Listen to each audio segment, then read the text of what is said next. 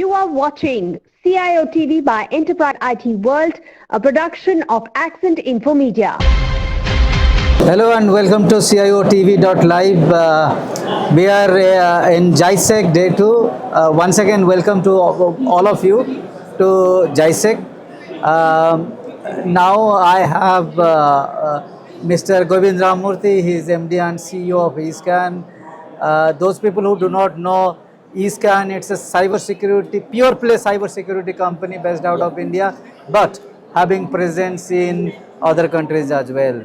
Mr. Rammurthy also a visionary, working with a lot of larger organizations, government bodies in advisory role.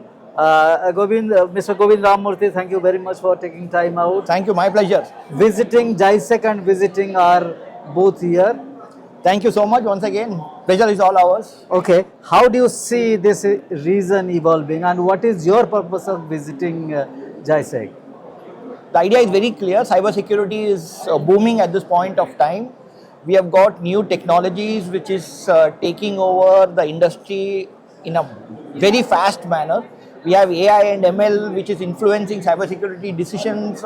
We have got data leak prevention. We have got new compliance measures taken by government, bringing about by government, so that which enterprises need to follow.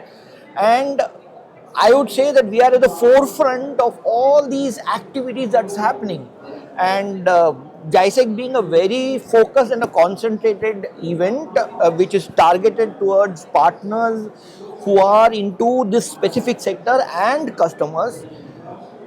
We are here to ensure that people know about our solutions, people know about the technologies that we are working on, and in the last 2 days, we have been speaking also with lots of customers and understanding their pain point, understanding how they are adopting AI and ML within their cybersecurity strategies, to understand what are the pain points when it comes to their existing security infrastructure, what are the threats that they are envisioning, and based on that we are trying to give them solutions which will encompass a 360 degrees view of their cybersecurity strategy and improve their security posture. That's what we are here to do, and that's what we are actively doing with partners and customers both. How do you see AI influencing or particularly Gen AI? Because Gen AI people saying we believe we see also being weaponized by the bad guys, the hackers. How do you see as a defender? How do you see this Gen AI or AI being used to defend the customers? Okay, Gen AI is becoming more and more, the term is becoming more and more popular. People have started using Gen AI for creating applications for source code manipulation, for example, and creating real life good looking phishing attacks which can fool even the best of the people around. So yes, as you correctly mentioned, weaponizing AI has become one of the biggest topics that's being discussed. There are possibilities, and the creative minds of hackers and the threat players, you cannot imagine how good they are. So yes, right, weaponizing has started, and we are seeing live instances of fake videos being created, and governments are taking cognizance of these kind of efforts being taken by threat actors. And what I feel from the other side, the defenders, what we are trying to do is we are trying to revolutionize our solutions using the same AI and ML technologies to defend against the threat actors who are using the same technologies for threatening purposes or weaponizing purposes. So yes, we are actively working on AI inferencing, for example.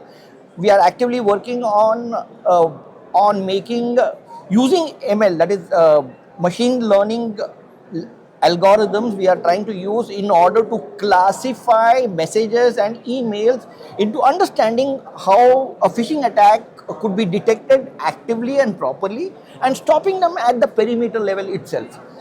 So yes, while the other side is using these technologies for weaponizing, we are trying to use it as a defender Let's see how the world is moving forward, and how, when the clash of these two things happen, how where exactly enterprises will stand, we'll see in the future. See, AI is believed to be a titan actually. There will be two class of two titans. One will be the good AI as a titan and the bad AI as a titan.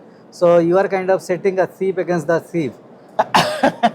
Yeah, see, the way I see it, today when you talk about artificial intelligence and machine learning, the entire term has come about primarily because of LLMs, large language models. But when we look at LLM as a technology, or LLM as a provider, or LLM as an integrator, I think in the near future LLMs will be controlled. It will be controlled. It will be compliance based, and all these will be done by the governments. And LLMs are not easy to run. They are extremely complex. But on the other side, we ourselves are working on something called as small language models. SLMs or small language models can be customized very easily. It will work with low productivity machines, for example, and SLMs are going to be one of the biggest threats, because they will not be controlled, they will not be targeted by the government, and it will be used freely by enterprises across the world. So yes, LLMs and SLMs, these are the true things. LLMs will be controlled by the government, SLMs will not be controlled, but we will be at the forefront of both of these to defend enterprises from any kind of active threats that comes about because of these two models. Mr. Rammurthy, last question I'll be asking you, a very interesting question though. It's about mutative AI. We saw conversational, normal AI, then Gen AI. Don't you think, because you are setting a thief, as I mentioned the word, setting a Yes. thief against a thief, Hmm. can AI be mutative and adapt newer,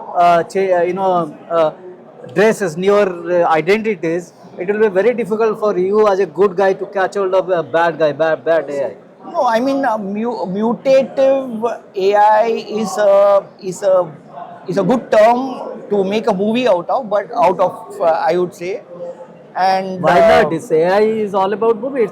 It's out of the world things happening yeah, here. but ultimately it is out of the world. But ultimately there are transformer algorithms which is sitting inside, which does the job for you, and that is what makes it look so magical. Right. But if you look at the mathematics behind transformer models, it's pretty straightforward, I would say. And so mutative models, what you're talking about, I think it's probably decades that would need for such models to come about, where AI will decide and create its own AI children, and those AI children will probably make its own models, stuff like that. Yes, as a science fiction, it looks good, but I think it's decades before AIs can really become as good as human beings. All right, Mr. Govind, thank you very much taking time out, getting yourself involved into a very interesting but short discussion. Thank you so much from eScan side also. Thank you for all the efforts and the good work that you're doing. Keep it up. Thank you.